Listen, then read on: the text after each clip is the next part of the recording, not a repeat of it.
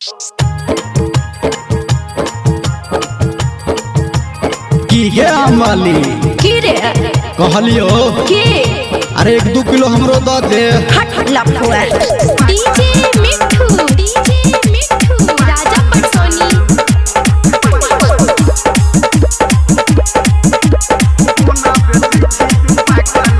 हे गे माथ पे दौड़ हल्ला के घुमै छी टोला मोहल्ला में हल्ला करै छी।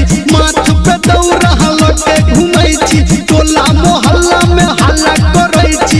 हमरो बता कोनी एकर दाम अरे एकर दाम चाहिए हमरो पाकल आम चाहिए हमरो पाकल आम दते के छौरी पाकल आम कोना बेचै छी तू पाकल आम। डीजे मिठू राजा पटसोनी। मां गायत्री रिकॉर्डिंग स्टूडियो।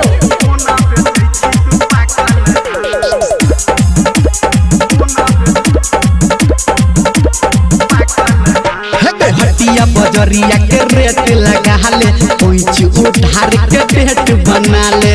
अच्छा हटिया बजरिया के रेट लगा ले कोई उधार के डेट बना ले। लोटे तराजू सामान जो खै छी रुपया कौड़ी के ध्यान रखै छी। हमरो पता कोने एकर दाम चाहिए हमरो पाकल आम चाहिए हमरो पाकल आम दते के छौरी पाकल आम केना बेचै छी पाकल आम। डीजे मिठू राजा पटसोनी। अभी आप सुन रहे हैं सावरिया म्यूजिक।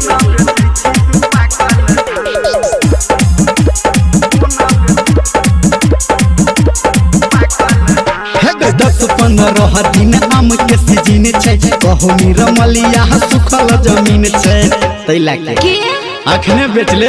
10-15 दिन आम के सीजन छै कहू निरमलिया सुखल जमीन छै। दो दिन हमरा तू चुन के लो ले न पैसा तू गिन के कर खत्म तू अपन